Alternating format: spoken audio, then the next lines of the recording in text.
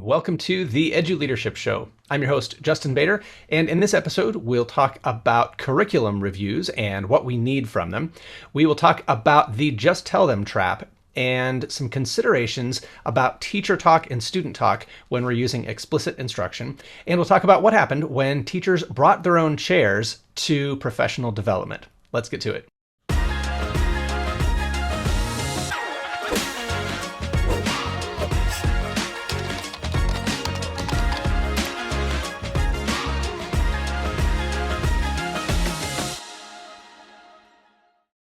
First up, let's talk about curriculum reviews and the organizations that provide them. Journalist Holly Corby has a new article that I want to share some insights from that echoes something that you may have heard in a recent update to the Soul to Story podcast by Emily Hanford. If you heard Emily's recent updates on the Steubenville School District, you might have heard her talk about how the curriculum that they're using from Success for All is not on the list, or was not on the list, of Ed Reports, a major nonprofit that provides curriculum reviews. And that episode got some of the national conversation going on curriculum review organizations. But Holly Corby has done an in-depth article on curriculum review called My Kingdom for a Reliable Review, where she explains what the different types of curriculum reviews do and what we need them to do. And one occasion for her looking into this and talking about it is that the CEO of Ed Reports, one of the major organizations and the one that declined to initially put Success for All on its list, their CEO is departing in 2026, and Holly wonders if perhaps there is a sea change coming, a new opportunity to improve curriculum reviews. But take a look at some of what Holly says in her article over at The Bell Ringer. She says, reviews are only produced by groups of educators and no researchers or experts are consulted. And reading and math programs that use techniques unsupported by research have received the coveted green light, while others that have been proven successful, often through randomized controlled trials, have not, creating confusion. And what she's talking about here is, of course, Success for All, which has been proven to be highly effective through randomized controlled trials, as well as other approaches.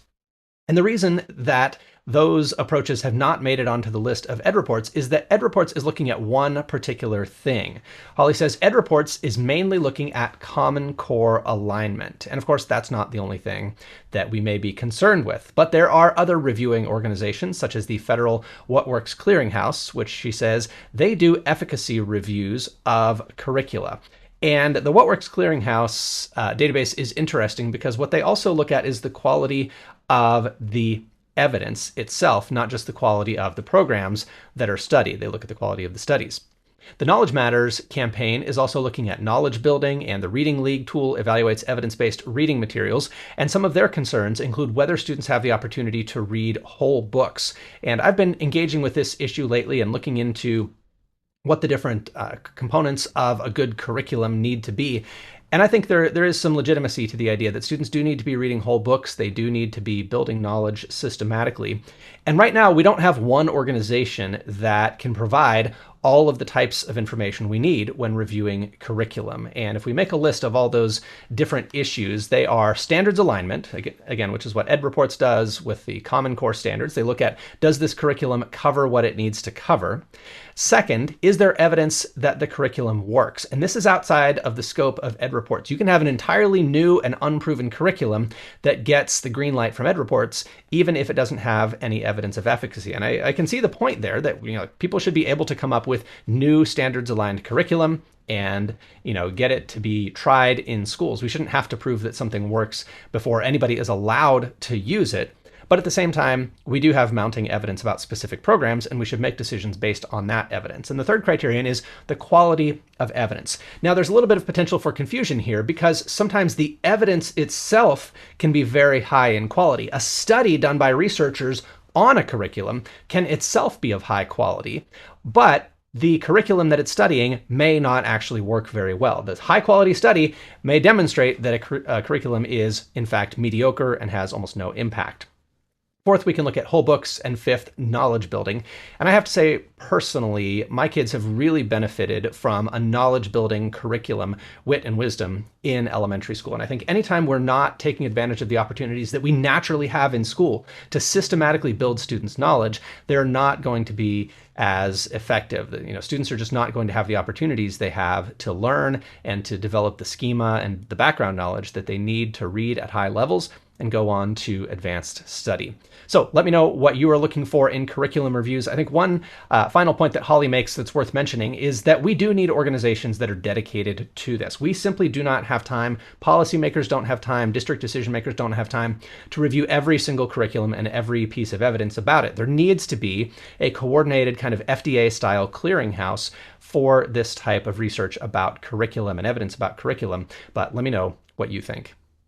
Next up, in a new article called The Just Tell Them Trap, British educator David Didow takes a little bit of an issue with the title of Zach Groeschel's book, Just Tell Them, to make what I think are some very good points. He has in the subtitle of his article, how direct instruction gets mistranslated as teacher talk, lecturing, and all sorts of other dull bobbins. And he's referring here to Zach Groeschel's excellent book, Just Tell Them, The Power of Explanations and Explicit Teaching, which you can learn about on Principal Center Radio. We'll put a link to my interview with Zach Groeschel in the show notes. But this is a great book on explicit instruction. But David's argument in his article is that, the fact that explicit instruction is a good thing does not mean that teachers should simply talk all the time. And that may be obvious to us, but in reality, people hear things like just tell them and get in the habit of just telling kids stuff and not getting them to do anything. And I think there are two critical distinctions here in David's article, and then I'll share a couple of quotes from David. The first distinction that Zach Groeschel points out in his book is that explicit instruction is far more effective than what we might think of as constructivist or discovery learning, right? If we want students to know something, to understand something, to be able to do something, it is far more effective to explicitly teach them how to do that and to get clear on what we want them to learn and figure out the best way to teach it, to explain it, to model it, to help them practice. Explicit instruction is not even close, far more powerful than any kind of discovery learning. However, that doesn't mean that the proper role of the student in explicit instruction is passive. Students need to be active. And this is much of what David talks about in his article, that students need to constantly be doing something other than just listening. So explicit instruction cannot just be the teacher talking and the students listening. David says fully guided instruction is not monologue, but dialogue. It's structured interaction. Teachers explain, model, question, check, and adapt in response to what students show they understand.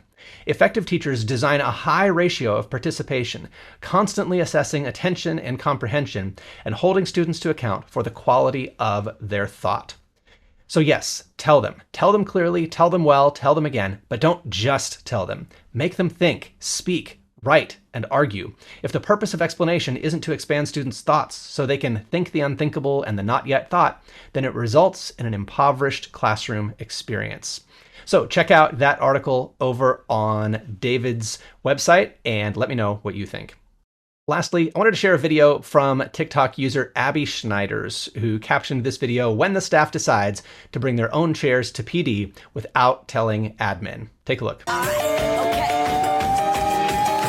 Return to the Mac. Get up what it is, what it does, what it is, what it isn't. Looking for a better way to get up out of bed instead of getting on the internet and checking a new hit. Me get up. First shot, come strut walking. A little bit of humble, a little bit of cautious. Somewhere between like Rocky and Cosby's for the game. Nope, y'all can't copy ya. Glad moonwalking. And this here is our party. My posse's been on Broadway, and we did it all way. Chrome music. I shed my skin and put my bones into everything I record to it. And yeah, I'm on. Let that stage light go and shine on down. Got that Bob Barker suit game and Plinko in my style. Money, stay on my craft and stick around for those pounds. But I do that to pass the torch and put on for my town. Trust me, I'm my INDEPENDENT hustler, chasing dreams since I was 14.